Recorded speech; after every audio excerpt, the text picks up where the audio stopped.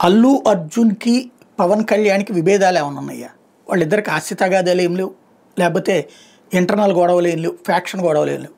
ఇద్దరు సొంత బంధువులే, రక్త సంబంధికులే. అయితే సమస్య ఎక్కడొచ్చింది అంటే ఎలక్షన్స్‌కు ముందు ఏదైతే తనని నమ్మిన తన కుటుంబ స్నేహితుడైనటువంటి వ్యక్తి కోసం అల్లు అర్జున్ వెళ్ళటం, వైఎస్ఆర్ కాంగ్రెస్ పార్టీకి ఓటేయమని లేదు. తను ఆ వైఎస్ఆర్ కాంగ్రెస్ పార్టీ అభ్యర్థి అయినటువంటి శిల్పా రవిని చేయబట్టుకుని చూపించాడు.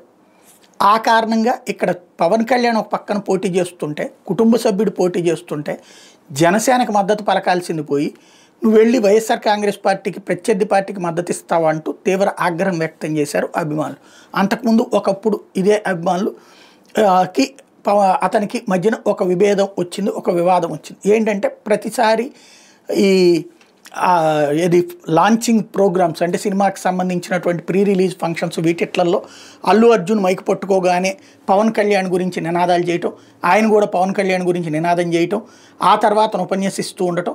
అయితే ఇది పదే పదే అయిపోయి ఆయన ఉపన్యాసం వినకుండా పదే పదే పవన్ కళ్యాణ్ పేరుతో నినదిస్తున్నప్పుడు మనం వచ్చింది ఒక సినిమా ఫంక్షన్, దాని గురించి ప్రమోట్ చేయడానికి మనందరం అది వదిలేసేసి కేవలం పవన్ మాకు మావయ్య అయ్యేది కానీ ఇట్లాగైతే ఎట్లాగా అన్నటువంటి పాయింట్ని రైట్ చేస్తూ ఆగమని చెప్పటం, అలా వినకుండా కేకలు వేస్తే అట్టయితే ఇక నుంచి నేను ఆ మాట మాట్లాడను, ఆ పేరును తలవను అని చెప్పడం. దాంతో ఇంత బలుపు వచ్చేసింది, నీకు ఎంత అహంకారం వచ్చేసిందా, వాళ్ళు పెట్టిన భిక్ష నీకు అంటూ వీళ్ళు ప్రచారం చేయడం, ట్రోల్ చేయటం.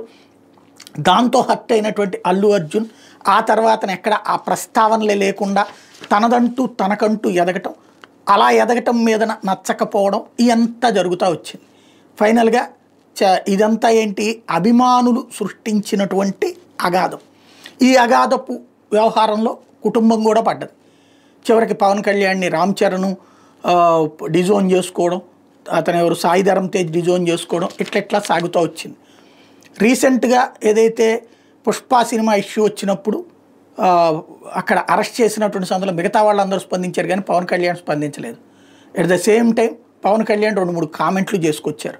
దాంతో ఈ గ్యాప్ మరింత పెరిగిందనుకుంటే ఎట్ ద సేమ్ టైం పుష్పకి ఎక్కువ రేటుకి టికెట్లు అమ్ముకోవడానికి పర్మిషన్ రాష్ట్ర ప్రభుత్వం ఇచ్చింది. అంటే నాకు వ్యక్తిగతంగా అల్లు అర్జున్ మీద ఏ కోపము లేదు అన్నటువంటి చూపెడుతూ అహం అన్నటువంటిది కార్యకర్తల అహాన్ని సంతృప్తిపరిచే ప్రయత్నం పవన్ కళ్యాణ్. అదే సందర్భంలో తన అహాన్ని చంపుకోలేని పరిస్థితుల్లో అల్లు అర్జున్ అలా సాగిపోయింది.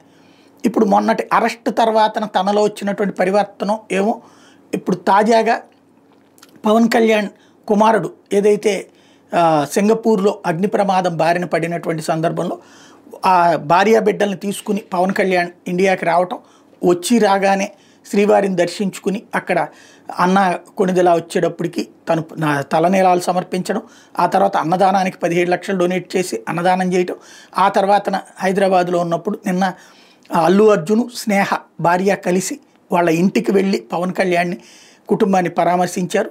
ఇప్పుడు మన పక్కన కనబడుతున్నటువంటి ఫోటో అదే.